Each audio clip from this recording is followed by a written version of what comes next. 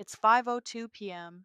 You've wrapped work, traffic was ridiculous, someone spilled something in the back seat, and now you're staring into your half-empty fridge like it's supposed to answer your biggest question. What's for dinner? And honestly, you don't know. You're too tired to decide, too tired to cook, too tired to be asked one more question by one more person who isn't going to help make it happen. Because it's not just dinner. It's what do we have? What do they like? Gas. What defrosts fast? What can we eat in time for bedtime routines? You're already carrying a full day's worth of decisions on Tirosh, and now the most exhausting one is still in front of you. You're not imagining this stress. It's real. It's called decision fatigue, and it hits hardest at the end of the day. The real problem, it's not the food, it's the thinking. Here's what I tell my time management clients, and what I had to learn the hard way. Dinner is rarely hard because of what we cook. It's hard because of how many times we've already had to think, plan, and decide before we even hit the kitchen. In education, we talk about cognitive load, the total mental effort used in working memory. And by 5 p.m., your load is maxed out. Your brain is done. So when someone asks, "What's for dinner?" it's not a neutral question. It's a demand on your already exhausted mental bandwidth. So what do? We lower the mental load by putting structure outside the brain. That's where the dinner board comes in. The fix. The dinner board. The dinner board is a simple visual system that puts dinner decisions where everyone can see them, and so you don't have to carry them all in your head. No apps, no spreadsheets, no color coded charts required, just clarity and visibility in a shared space.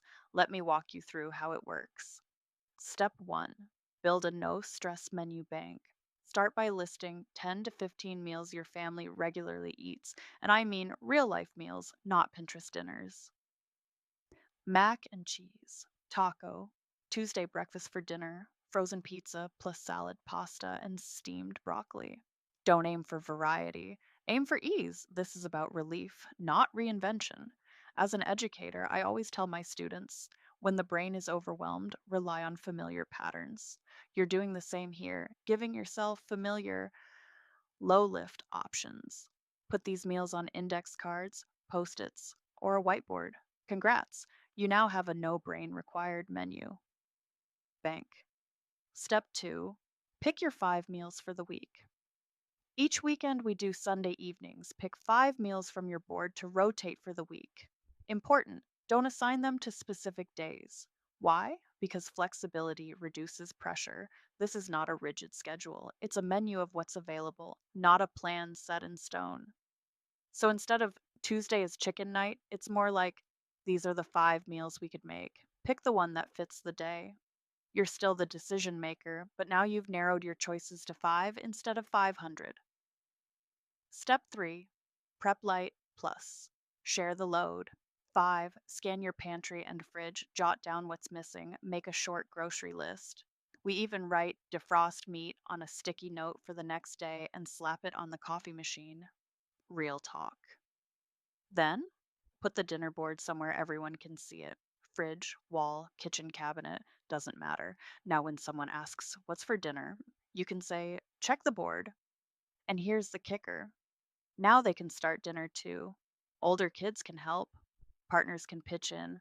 No more saying, "I didn't know what the plan was."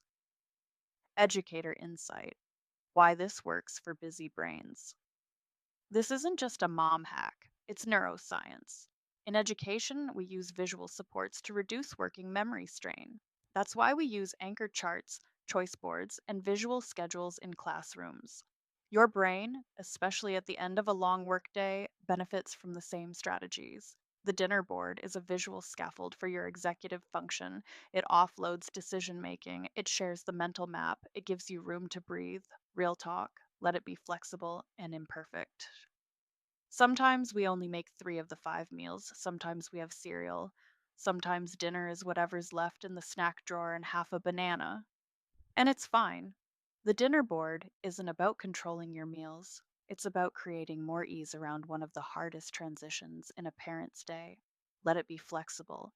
Let it be messy. Let it help you think less. Your action step. Here's what I want you to try this week. 1. Write down 10 go to meals. 2. Choose 5 and list them on a whiteboard or sticky note. 3.